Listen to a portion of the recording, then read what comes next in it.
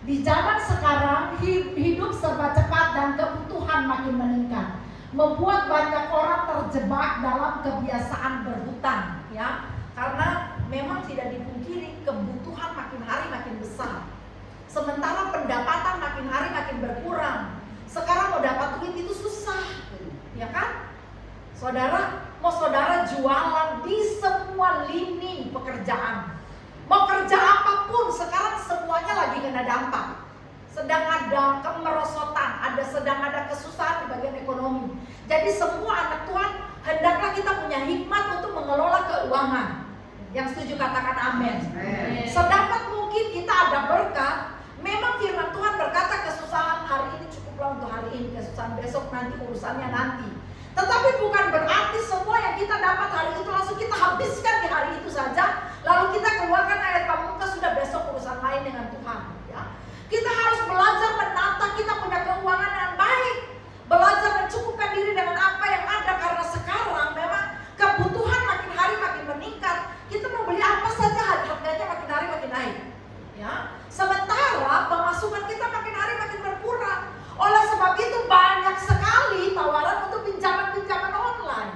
Karena ketika pemasukan tidak ada, maka ketika kebutuhannya sedang banyak, bagaimana cara supaya bisa menutupi kebutuhan-kebutuhan itu? Lalu orang berpikir untuk ambil jalan pintas, cepat-cepat kita ngambil pinjaman. Dan ini kalau tidak segera kita cut, kalau kita tidak taruh pisau di leher kita ketika pesan hawa nafsu kita seperti ini, maka makin hari kita makin terjerumus, makin hari makin kesusahan. Pada saat ngambil pinjaman kita merasa enak, tapi pada saat membayarnya, satu kali kita ambil di bulan ini, lalu misalnya cicilannya panjang 12 bulan, maka sepanjang tahun kita akan kesusahan. 12 bulan itu lama, saudara. Makan bertahan sehari 2 hari saja setengah mati, apalagi saudara harus bertahan sepanjang 12 bulan, itu setengah mati. Oleh sebab itu kita pikir dengan baik-baik. Ketika kebutuhan meningkat, jangan sampai kita terjebak dengan kebiasaan berhutang. Awalnya tampak ringan, namun lama-lama bisa menjadi beban berat yang merusak, yang menguras keuangan, merusak relasi, dan bahkan melemahkan iman. Kenapa merusak relasi? Ya, kita berhubungan baik dengan cici kita misalnya, engkau kita. Kau pinjam duit dong, gue lagi susah. Ya, dia kasih. Ya, 1 kali dia kasih dan senyum. 2 kali dia masih baiklah, masih senyum. 3 kali, 4 kali, wah dia mulai tuh. Sekarang tagarnya ada di mana-mana. Orang itu suka hidupnya bermanfaat tapi nggak mau dimanfaatin. Orang suka untuk menolong tetapi nggak suka dimintai tolong berulang-ulang kali. Mulai ilfil. Even itu saudara kita sekalipun, kalau kita minta tolong berulang-ulang, dia bantu kita. Tapi kalau lama-kelamaan melunjak, ini bisa merusak relasi hubungan kakak beradik. Oleh sebab itu saya selalu tanamkan di dalam gereja tidak boleh ada saling pinjam-meminjam uang. Yang setuju katakan amin. Amin. Tapi kalau ada yang susah dan misalnya ada yang berkelebihan, misalnya dia bisa membantu. Tapi sedapat mungkin jangan kita saling satu sama lain saling. Karena takutnya begini, waktu tidak bayar, nanti tidak mau ke gereja, ya, karena malu hati, ya kan? Karena belum bisa bayar. Tapi jika ada juga yang kesusahan dan yang lain, Galatia pasal 6 berkata, saling membantulah kamu.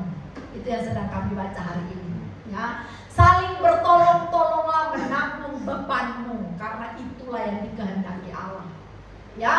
Dan saling menolong ini terhadap semua orang, tetapi terutama kepada kawan-kawan kita seiman. Itu kata Galatia 6. Jadi adalah baik bijaksana kalau kita bisa saling menolong. Tapi saya tidak mau ada kebiasaan utang berutang di dalam gereja.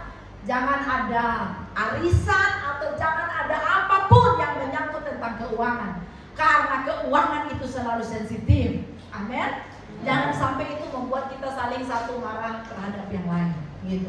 Jadi memang kondisi keuangan bisa merusak segala-galanya. Dia bisa merusak relasi, bahkan melemahkan iman, ya. Waktu sudah jatuh tempo, kita berdoa dan Tuhan belum jawab, bisa melemahkan iman.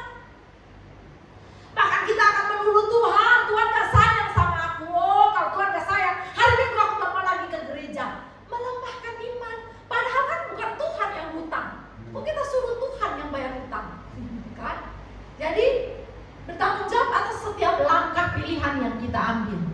Minta Tuhan kasih kekuatan supaya kita bisa membayar semuanya. Tapi jangan salahkan, ya, karena bukan Tuhan yang ambil, kita yang ambil sendiri, ya. Jadi itu bisa melemahkan iman. Oleh sebab itu, mari kita sungguh-sungguh dalam Tuhan. Setuju, katakan amin. Ya. Jaga kita punya keuangan dengan baik. Bagaimana caranya supaya kita bisa menghindari jerat kebiasaan berhutang, ya? Menghindari jerat kebiasaan berhutang dengan cara yang pertama, ada 3 cara yang akan saya bagikan dengan cepat. Bagaimana caranya supaya jerat kebiasaan berhutang bisa kita hindari? Yang pertama adalah baca sama-sama, 1, 2, 3, mencukupkan diri. Oke, sekali lagi sama-sama, 1, 2, 3, mencukupkan diri. Ya. Filipi pasal 4 ayat 11-12 tadi dia bilang, kukatakan ini bukanlah karena kekurangan.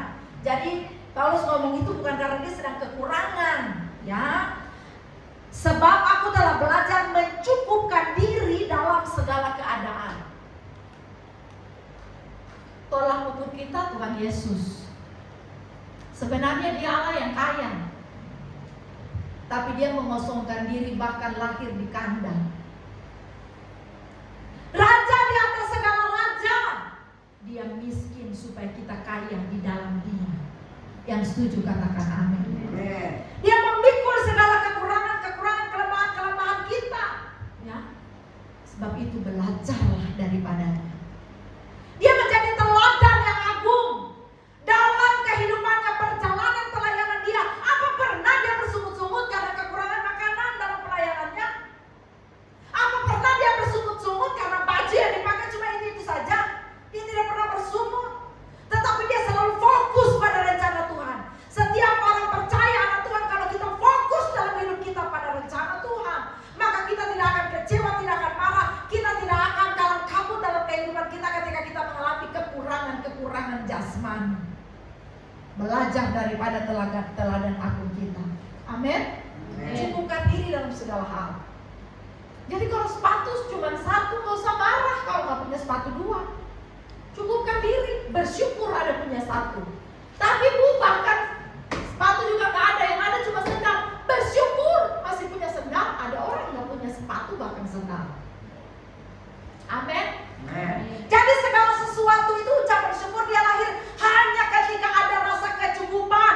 Makanya firman Tuhan berkata dalam 1 Timotius pasal 6 ayat 6, memang ibadah itu kalau disertai rasa cukup memberi keuntungan besar. Di dalam kehidupan kita kalau ada rasa cukup, keuntungannya besar.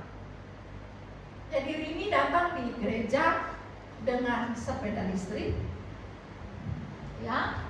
Bapak Stevi datang naik motor, ada jemaat, Kakak Lina, Cici datang jalan kaki. Kalau semua punya rasa cukup gak masalah. Tapi kalau gak ada rasa cukup, gak mau ke gereja, ngapain jalan kaki? Kalau gak ada jemputan, gua gak akan ke gereja. Itu gak punya rasa syukur, tidak bisa mencukupkan diri. Saudara bisa paham maksud saya? Cukupkanlah diri dalam segala hal. Di sana ada ungkapan syukur dan kamu akan hidup dengan enjoy. Maka kalau belum ada, tidak apa-apa jalani hidup dengan bahagia.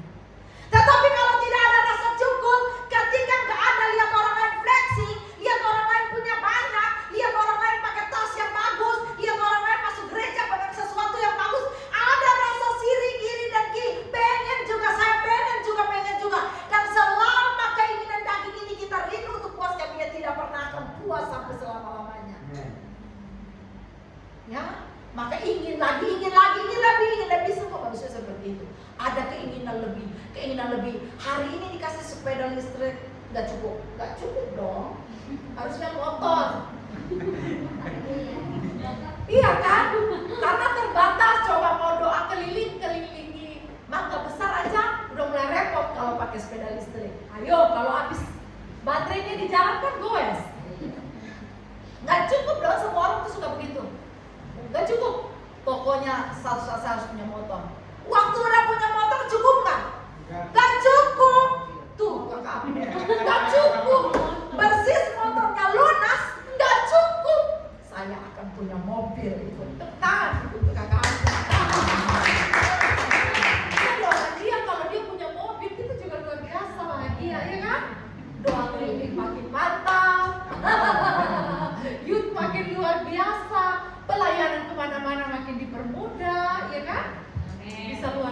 kita doakan dia cepat punya mobil.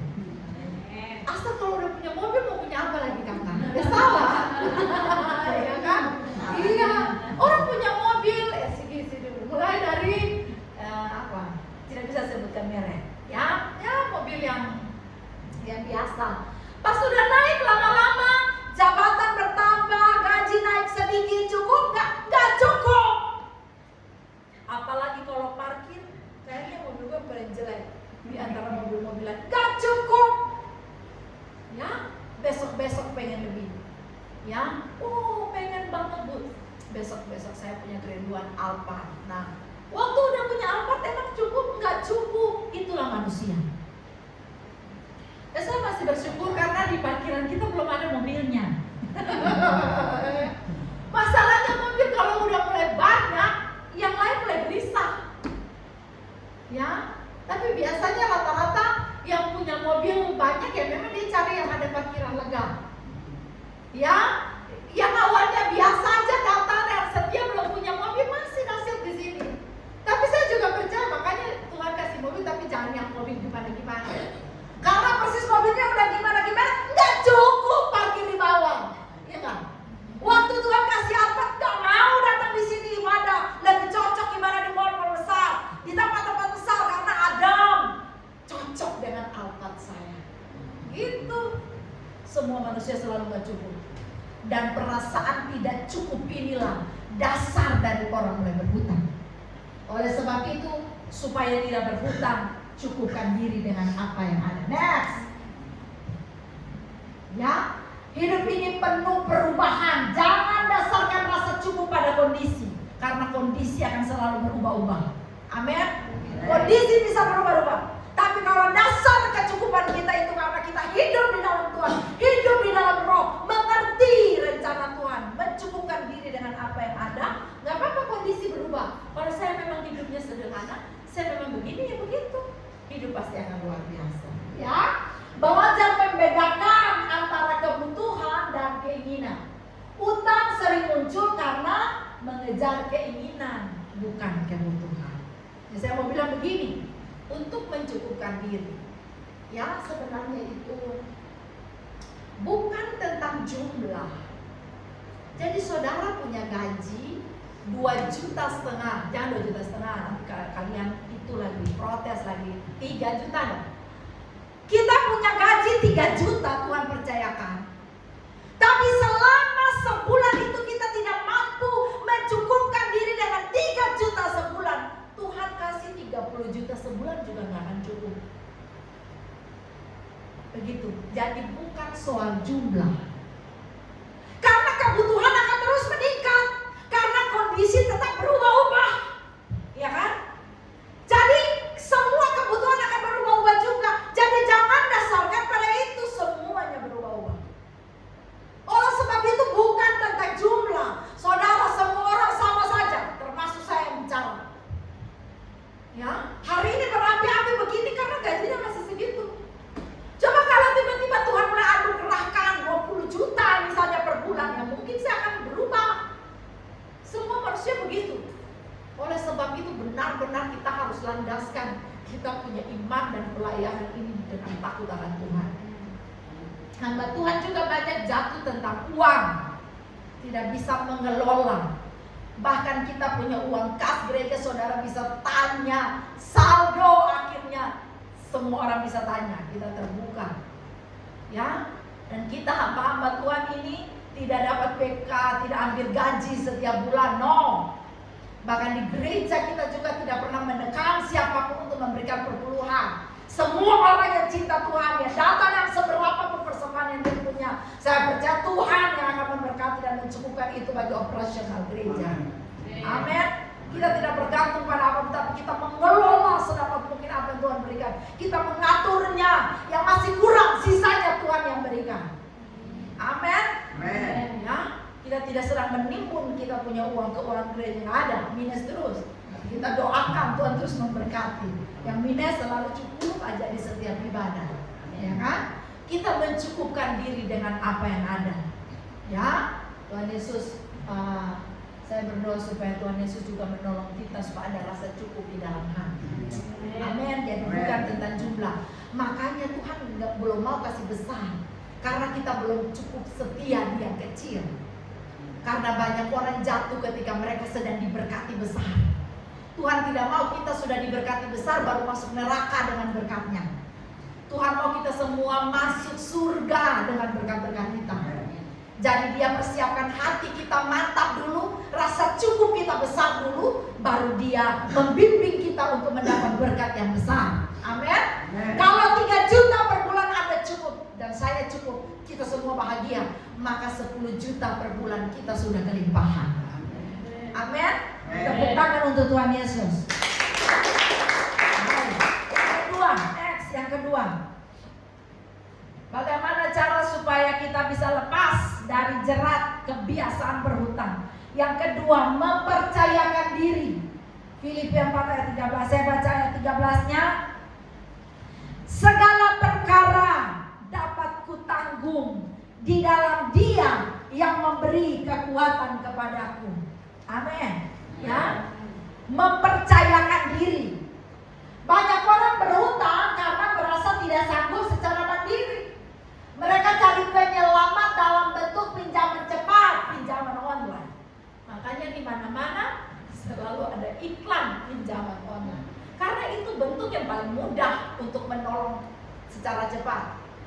Daripada pinjam di teman sebelah nanti dia gosipin, hari ini kita ada 100 nggak? Pinjam dong. Besok segeng kita tahu semua. Kemarin dia pinjam 100. Nah, ya. Makanya orang diam-diam pinjam di pinjaman online. Tapi pinjaman online juga nggak begitu manis di awal. Ya kan? Berani saudara telat bayar. Bukan saja segengmu tahu, semua isi kontakmu dijamin pasti akan tahu kalau sedang pinjam duit. Karena mereka akan hubungi seisi kontak-kontakmu. Semua orang di dalam daftar teleponmu pasti akan dihubungi. Orang ini belum bayar pinjaman, lebih malu lagi. Jadi pokoknya anak Tuhan gak boleh malu. Oleh sebab itu tidak boleh lagi kita berhutang hanya karena memenuhi kita punya keinginan. Amin. Kalau hutang modal usaha dan ini gak masalah. Karena usaha bisa, aset itu bisa berputar untuk membayar semuanya. Tapi apapun hutangmu harus dibayar.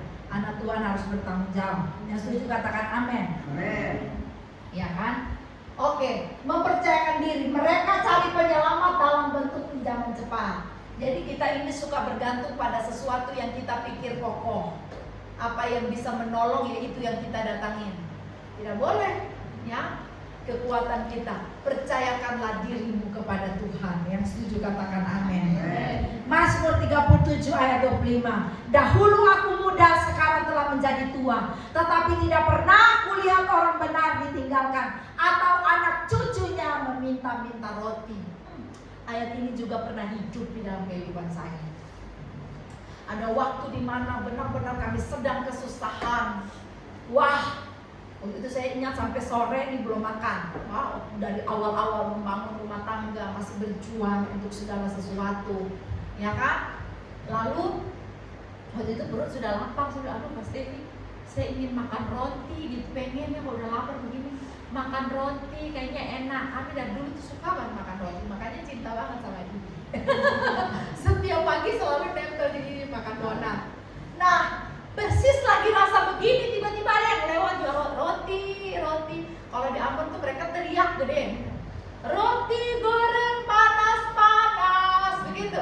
Jadi dia sudah teriak roti, dalam hati Tuhan pengen makan roti lewat. Aduh Tuhan, pengen banget makan.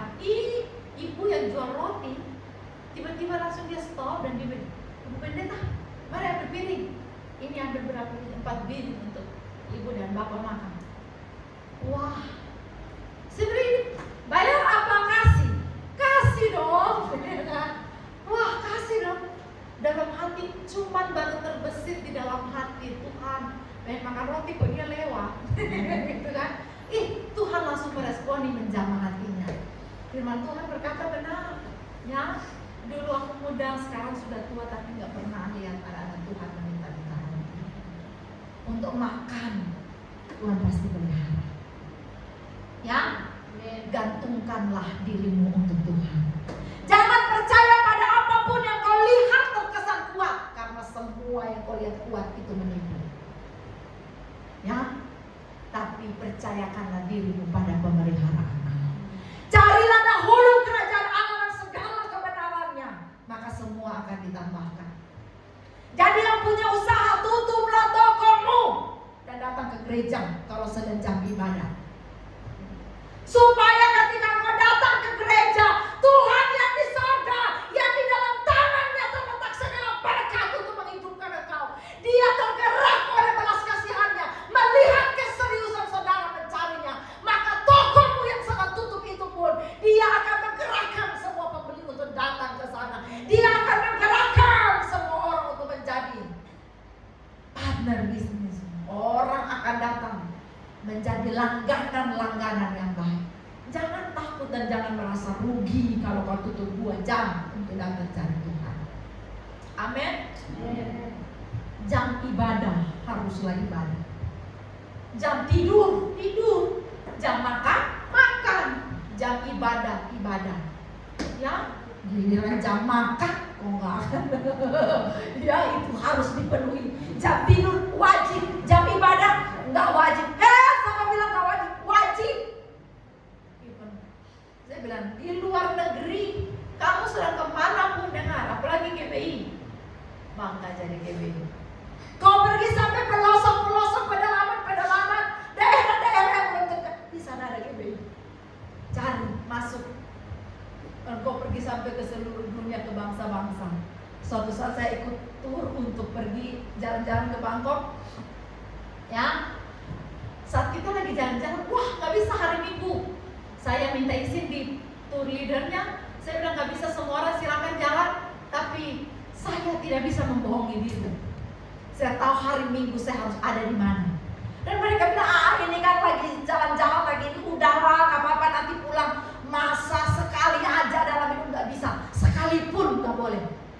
Ya, bahkan saya sudah berjanji Tuhan selama masih hidup, ya, saya akan datang tetap bekerja, tidak bisa tidak. Jadi saya langsung tinggalkan rombongan tur, saya cari gereja. Lalu saya lihat di Maps, ini kalau saya panggil taksi Thailand ini saya nggak bisa ngomong. Nanti kan 177 ini kan nggak jelas. Jadi saya buka di Google Maps, lalu saya pikir oh nggak apa-apa. Ini ibaratnya bule lagi datang di Indonesia kan hobinya jalan kemana-mana, biku-biku tak bisa mungkin jalan. Nah, lagi di Bangkok saya juga lagi jadi bule, lagi turis ini ya. Saya juga jalan kaki. Saya jalan panjang lebar itu jauh sekali. Perasaannya saya jalan seperti dari sini ke Sarinah begitu. Jauh sekali. Tapi saya jalan dengan sukacita dan sampai. Bukan di Google Maps, GBI terdekat. Dan diarahkan. Dan akhirnya saya juga bisa beribadah. Cari Tuhan duluan. Amin. Amin. Amin. Amin. Aminnya bagaimana? Amin. Orang-orang yang mau nasihat cari Tuhan, haleluya, cari Tuhan duluan. Amin. Amin. Nanti sisa ditambahkan. Ya. Tapi sisanya banyak, nggak apa-apa. Seberapa banyak cari Tuhan, makin banyak sisa-sisa itu makin harus nasihat cari Tuhan. Amin. Amin. Ya. Nanti Tuhan akan percayakanlah dirimu pada Tuhan. Jangan bersandar pada apapun. Ya. Pada pekerjaanmu sekalipun, pada bosmu, pada saudaramu, pada siapapun jangan. Berharaplah pada Tuhan, dia pasti memberkati. Yang terakhir, asik yang terakhir. Sampai Anda mengantuk di sini, bisa minum air. Ini yang terakhir. Jadi buka mata ya. Setidaknya pulang bawa poin terakhir. Tepuk tangan supaya bantu. Cara supaya tidak terjerat dengan hutang-hutang, ya, menitipkan diri. Kenapa ada gambar ini? Siapakah dia?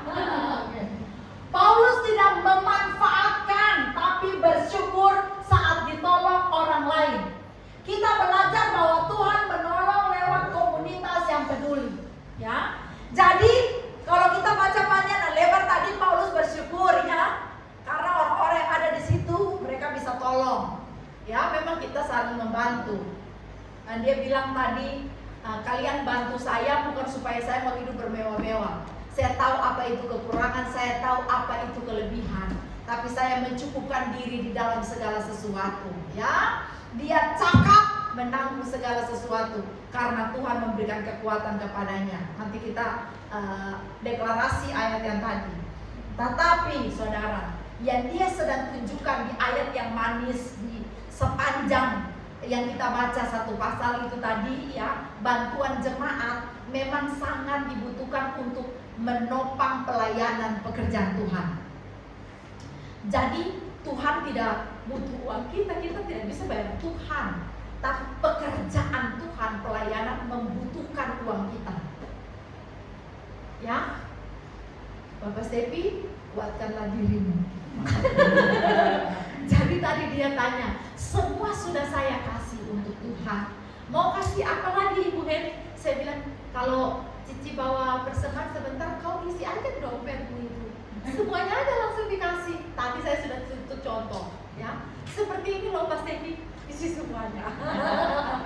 Begitu ya. Pekerjaan Tuhan membutuhkan kita punya uang. Jadi harus berhikmah dalam segala sesuatu, ya. Ketika kita saling menopang, kita memberi persembahan, tenang, itu bukan gaji Ibu Eni. Saudara memberikan perpuluhan, saudara memberikan persembahan, tenang, itu bukan supaya Siti gemuk.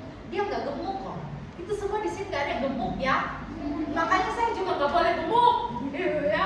Nanti saudara pikir saya korupsi lagi. Saya tidak ambil bekas peser pun, ya, dari setiap pelayanan pekerjaan Tuhan. Saya hidup hanya dari pemeliharaan Tuhan, bukan dari uang persembahan saudara, ya. Jadi saudara, tetapi saya pun menitipkan diri saya kepada pemeliharaan Tuhan, dan saya pun menitipkan pekerjaan ini pada pemeliharaan Tuhan. Jadi sekiranya yang ada terkumpul 400.000, misalnya masih kurang 500.000, saya berkata, Tuhan, semua yang ada padaku serahkan padamu. Nah, kurangnya ini Tuhan sempurnakanlah.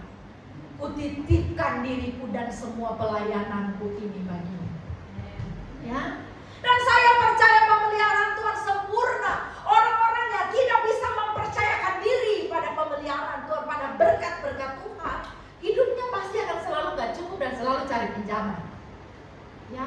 Hidup kita tidak ditentukan dari gaji kita, katakan amin, tapi dari berkat Tuhan. Kalau andalkan gaji saja ya gak cukup, ya gak ini. Apalagi kata Riki cuma 50.000 seminggu, enggak cukup lah. Tapi 50.000 itu akan jadi 500, akan jadi 5 juta. Ya, sebulan, jangan seminggu, Ibu yang tidak sanggup. Ya, kita doakan supaya saatnya nanti anak-anak yang setia bisa digaji.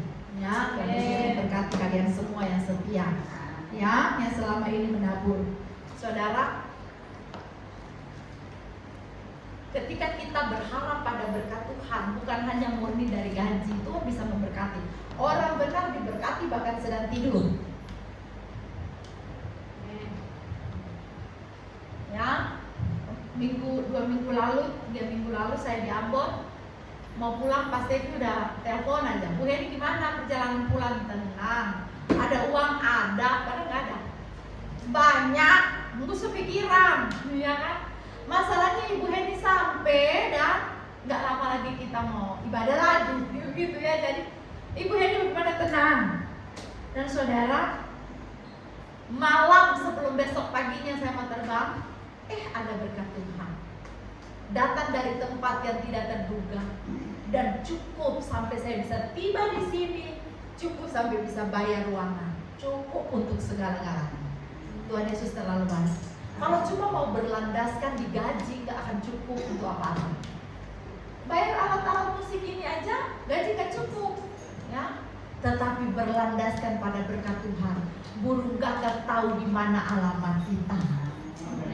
Ya, Tuhan perintahkan burung gagak pergi kepada Elia, dia sedang tunggu di sana. Peliharakanlah dia, bawa makanan. Oh, dibawakan roti, dibawakan daging.